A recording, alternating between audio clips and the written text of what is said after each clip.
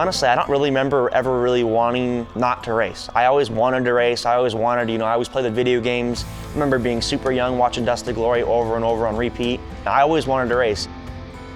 A lot of people ask, what is it like being Rob Mack's son? And it's no different than your dad, it's just dad, and you've seen what he's done all his life, and you look up to that, obviously. But the pressure in racing on my own wasn't very harsh. I'm kind of very low-key guy. I go to the races, I don't get nervous. I just go and try to do my best, but ultimately I wouldn't have it any other way. I guess when the kids were born and as they were coming up, growing up and stuff, you usually want to get your kids into sports or stuff like that, and I just kind of let them do what they wanted to do. If they wanted to go ride a bicycle, let's go do that. If you want to skateboard, Cayden was 13, 14 years old. I started wondering, does he want to do this?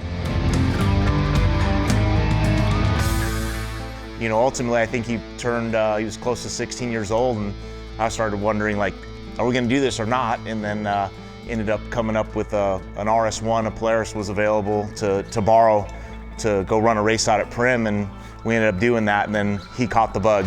And from there, it's just been 4 years of tons of racing. He's actually racing more than I am now, but he's doing good.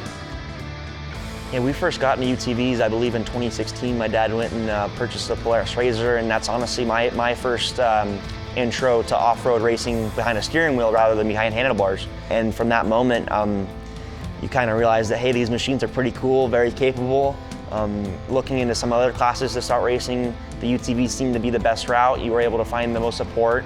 There was a lot of places to race, a lot of different classes to race. And that's what's so awesome about UTVs. I say it to a lot of people. You can take the UTV out of your garage and go race it on the weekends and go put it back on Sunday night and go riding Monday morning. I was always told to invest in what keeps you connected to the ground, and one of those things being tires.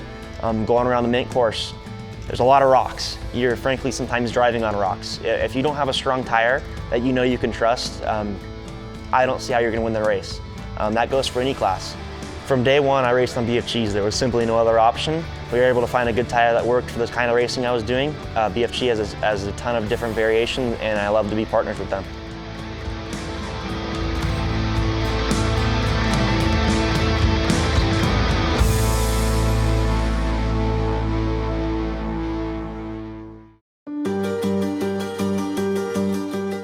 That year, the Mint 400, the whole week or 2 weeks before from when we decided you're gonna ride with me, and it's like, okay, first time, this is a real deal. We're gonna go win the Mint 400. We're gonna try our hardest, and you gotta do good. You need to practice flat tire changes. You need to be a good navigator, and we can't have any father-son moments or arguments or anything. You gotta work.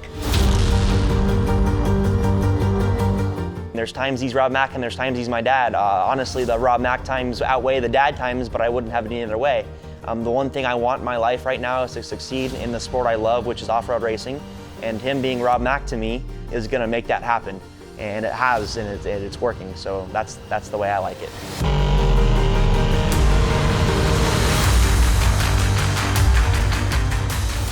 When he actually got behind the wheel of the truck for the first time in a race was the California 300, and I ended up riding with him in the truck because I wanted to make sure he's okay, he's not doing anything stupid, and there's a lot of money in that. I didn't want to have it get torn up or anything, so I rode with him in qualifying, and he hauled ass, and I was telling him slow down, and at the same time my head was hitting the back of the seat because he was on the throttle trying to jump the ditch, and ended up out qualifying everybody else by like 10 seconds that race. And I realized, he's very under control. I realized after the fact, him racing that Polaris RS1 for those 3 years really taught him a lot.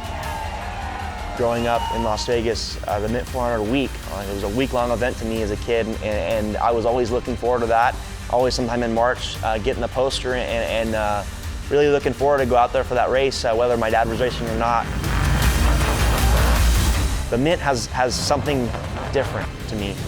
It has this long lineage of history, whether it be the casino, the movies it's been a part of, seeing the decanters my dad has on the wall.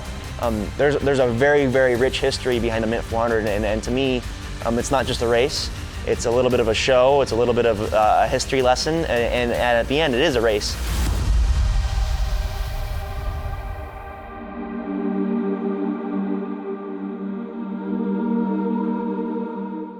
Yeah, being a part of the BFG legacy is something I definitely don't take lightly.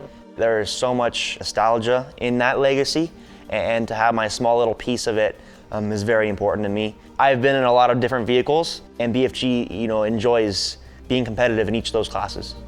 BFG's worked very hard to be the best. As a racer, you can appreciate that. Whether it be traction, road fuel, all those things, BFG continues to put more time and effort than any other tire brand to be the best.